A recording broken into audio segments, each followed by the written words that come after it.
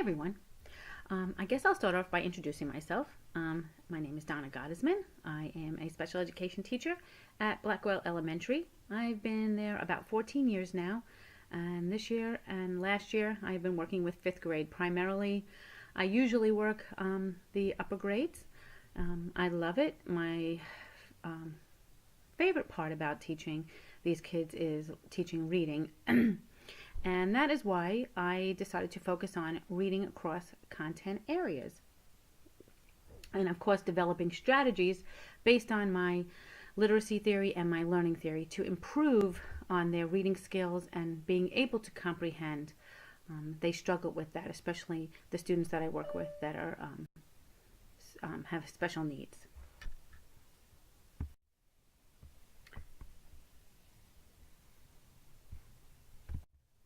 I will begin my first slide by discussing the theoretical framework that has to be in place in order for a student to be able to learn.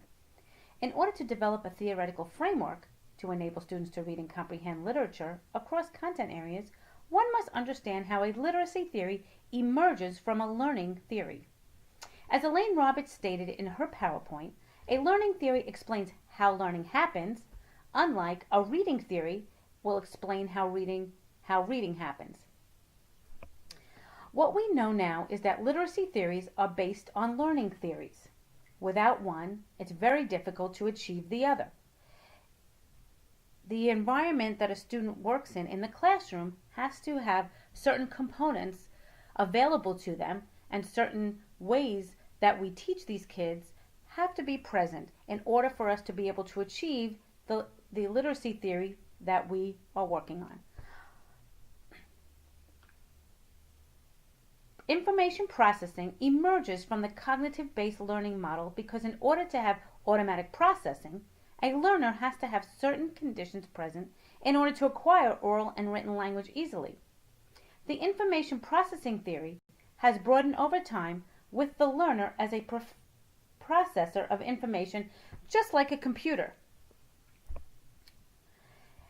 Back in the 1950s and 60s, during the development of the computer, there was a metamorphic contrast of the human mind to the computer, which receives, stores, and uses information and eventually produces an output.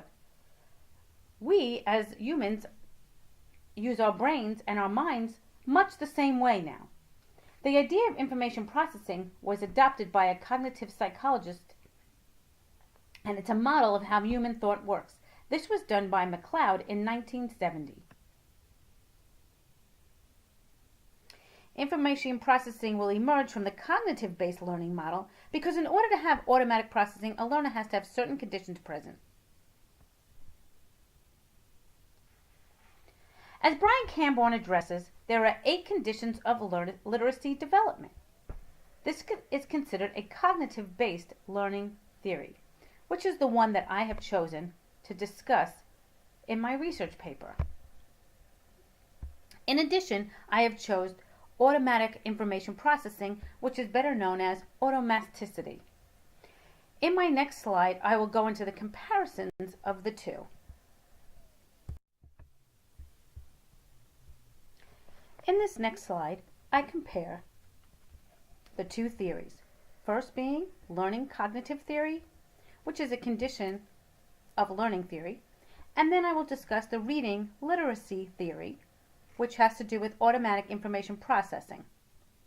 My first one being a learning cognitive theory was stated by Brian Camborne, and he addresses this by saying there are 8 conditions of literacy development. This is considered a cognitive-based learning theory.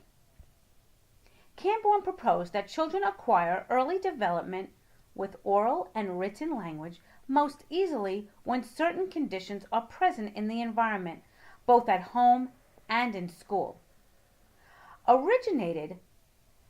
Was done by Robert Gagné. He was an influential educational psychologist, and he also suggested that learning is shaped by providing optimal conditions for learning. What Brian Camborne further discussed was the 8 conditions of learning development. The first being immersion, the second being demonstration, engagement, expectation, responsibility, approximation, employment, and response. And I will go into those further in a moment. Also, in order for children to acquire a balanced early literacy, these conditions all must be applied in our classrooms. These conditions of learning, when implemented, will create a powerful environment for the children to learn, as well as help them develop and become problem solvers. The first one being immersion. Learners need to be immersed in all kinds of texts. In addition, part of that is the demonstration. They need to receive many types of demonstrations on how the text is constructed and used. Immersion and demonstration will lead to engagement, and engagement occurs when learners are convinced that they are potential doers and performers. Also, engaging with these demonstrations will further the purposes of their lives. Finally, they can engage and try to emulate without fear or physical or psychological hurt if their attempts are not fully correct. So what that really means is that they have to feel safe. They have to feel that they are protected, that the environment that they're working in will feel like a safe one to them, and one that they will want to express themselves and try new things. Helping learners to make these decisions can be difficult at times, and as educators, we have to make sure that students feel that we love them and that we are there for them and we want to help them. Another part of his 8 conditions are responsibility.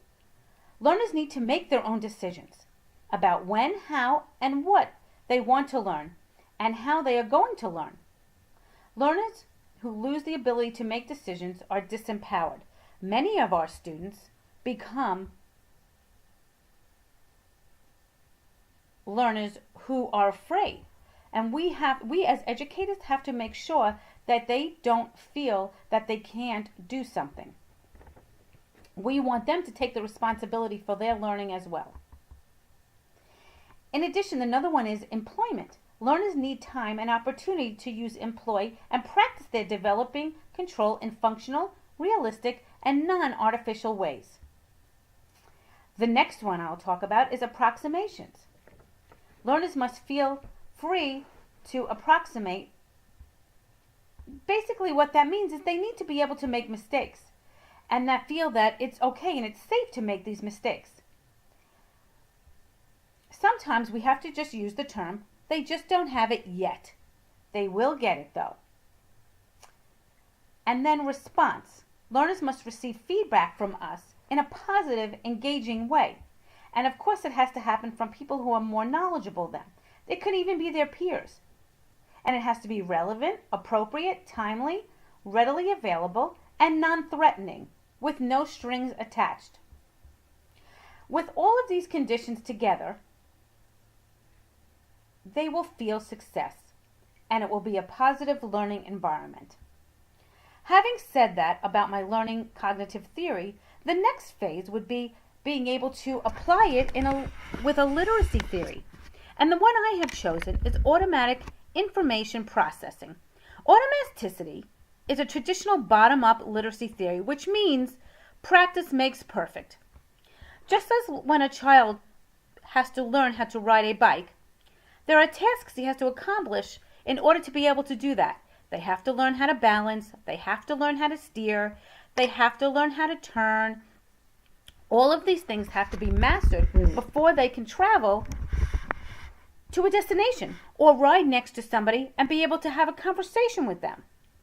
As Cooter states, when a reader is a poor decoder, he or she will focus too much on the attention on phonics and other sounding out strategies and will have little brain power left to comprehend what they are reading. So, students need to be able to practice and master phonics and phonemic awareness and decoding, especially multisyllabic words, before they're going to be able to read and comprehend text. So, In concluding with this, the comparison of my theories, I truly believe that in order for them to achieve automatic information processing, that means automaticity with fluency and prosody and all of that, they have to have great conditions in their learning environment.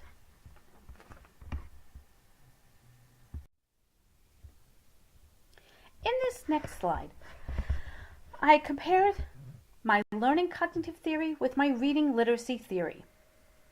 First, I will discuss the conditions of learning theory by Brian Camborne.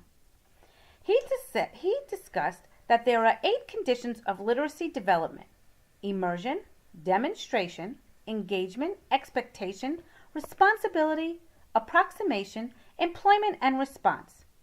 In order for a student to achieve success in the learning environment, all of these conditions must be present. These conditions of learning, when implemented, will create a powerful environment for children to learn, as well as help them to develop into problem solvers. In my next slide, I will discuss in depth the 8 conditions. Now comparing the learning cognitive theory with my reading literacy theory. I chose automatic information processing theory because my students struggle terribly with decoding multisyllabic words, phonemic awareness, and being able to understand the words that they are actually reading. Automaticity is a traditional bottom-up literacy theory, which means practice makes perfect. A student has to have automatic processing by continually practicing a skill. Just like when a child learns how to ride a bike, there are certain tasks that they have to accomplish in order to master the skill, like steering, like learning how to turn, like balancing, learning how to pedal. All of these things have to be mastered before they can be able to travel to a specific destination or be able to ride next to a friend and ride successfully. When a reader is a poor decoder, as Cooter states, he or she will focus too much on their attention to the phonics and other sounding out strategies and will have a little brain power left to comprehend what they are reading. So that's why automaticity is so important, because we don't want them to struggle with the actual word recognition. That's what leads to all the problems with comprehension, especially when they're trying to read across content areas.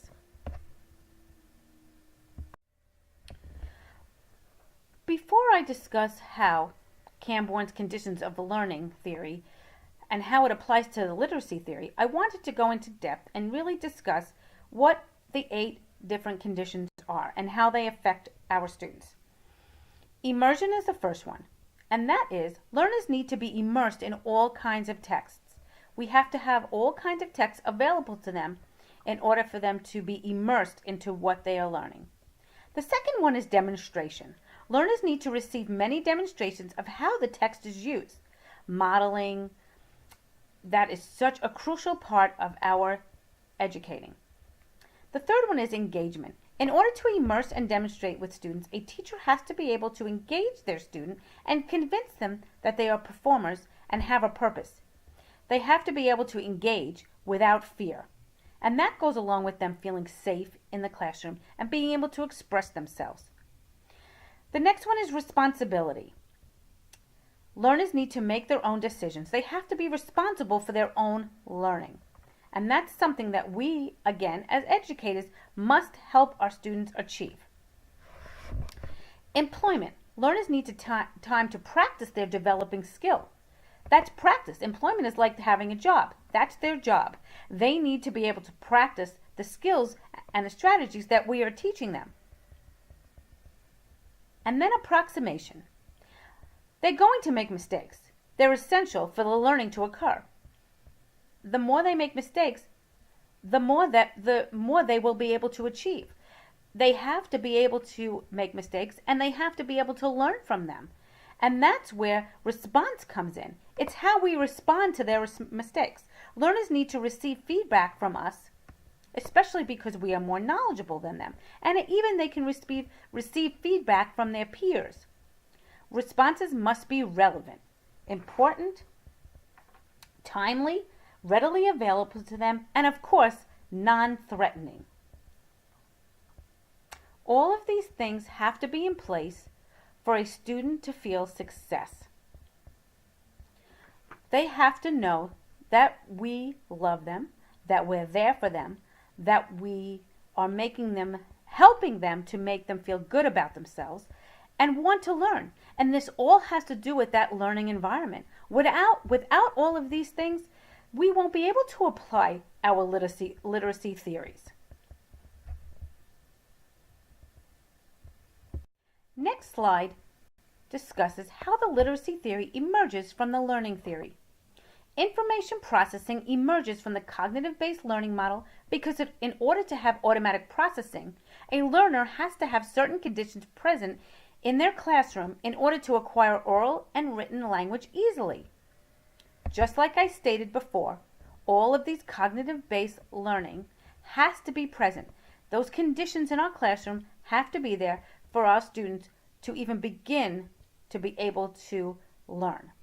As Brian Camborne addresses, they're the 8 conditions of literacy development, and it's considered a cognitive-based learning theory. Camborne proposed that children acquire early development with oral and written language most easily when certain conditions are present in the environment, both home and school.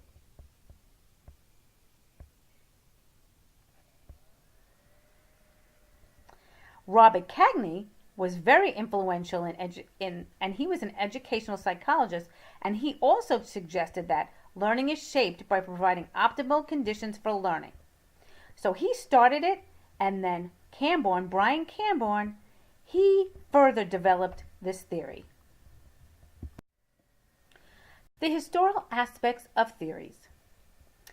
First, I'll discuss conditions of learning theory. This theory was originated by Robert Cagney. In his research, he emphasized that there are several different types or levels of learning. In addition, there are 9 different instructional events and corresponding cognitive processes that have to transpire in order for successful learning to occur.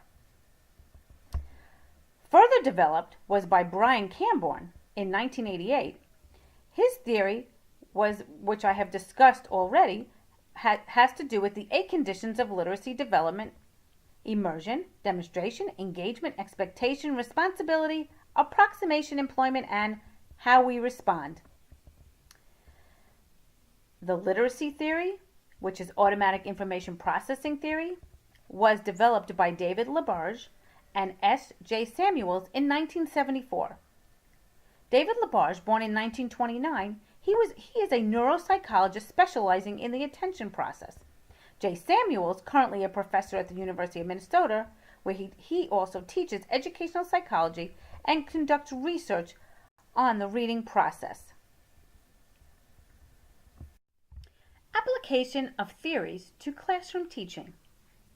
Together, both Camborne's theory, conditions of learning, as well as automatic information processing will play a major role in a student's success with decoding multisyllabic words in order to comprehend what they are reading, specifically across all content areas. The classroom environment is vital in students achieving automaticity. The application of automaticity involves practicing a skill repeatedly in order for a student to become fluent with a specific task, just like I had mentioned earlier when they're beginning to learn how to ride a bike. It's the same thing with word recognition. The more they practice, the better they will become. The more they read, the more fluently they will be able to. An influential tool for instruction is teaching the 6 syllable combinations: closed, open, silent E, vowel combinations, R-controlled, and consonant LE. The classroom environment is vital in students achieving automaticity, so they both play a role together. Students have to be convinced that they are fully competent to accomplish what they set out to learn. Much of our students' success is based upon the school and home environment. In order to apply these strategies, we have to have this environment. Many of the students with disabilities have developed a learned helplessness which makes it very difficult to prove to them that they are capable of achieving whatever they put their minds to. I struggle on a daily basis with convincing my students that they can do anything, with convincing them to take responsibility for their learning. This all has to do with Camborne's 8 conditions. I tend to use a program called MegaWords, which focuses on word recognition in order to better understand word meanings. This can be used to practice automaticity. It also can be used with struggling readers as well as ELL and students with special needs. Automaticity, again, is just practicing what they are learning and what the skills and strategies we are teaching them. And again, I will stress that the environment is so important in this process. There are many technology components to teacher literacy. I have used a few in my classroom, but there are many more that are available to us.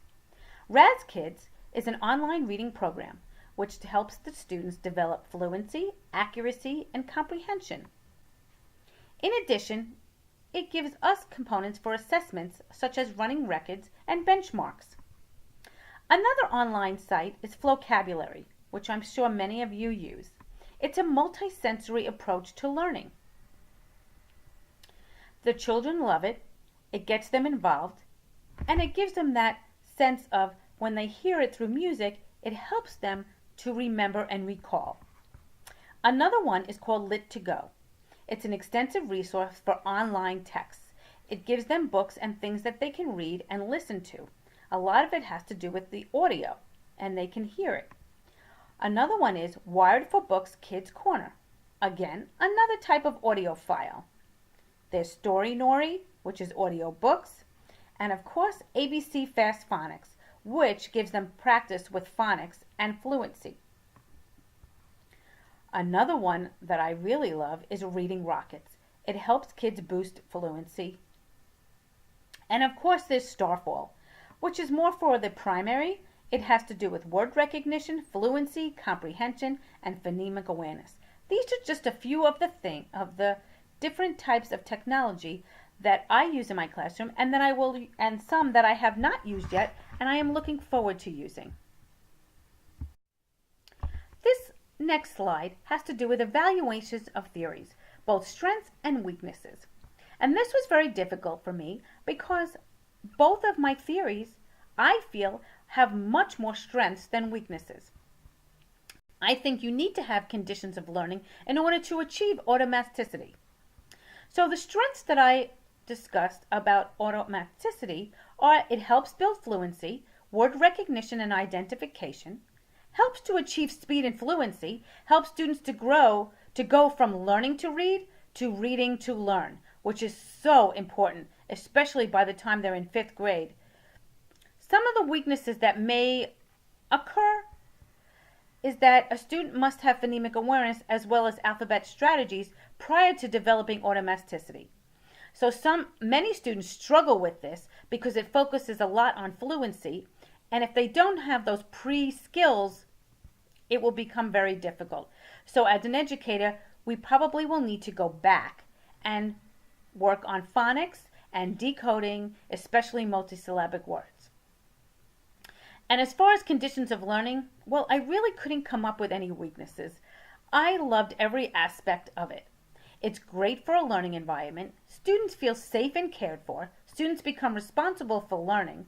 Students receive praise and encouragement, and they have many opportunities to practice their skills. Having all of these things in place makes for a great learning environment, which will help us to achieve automaticity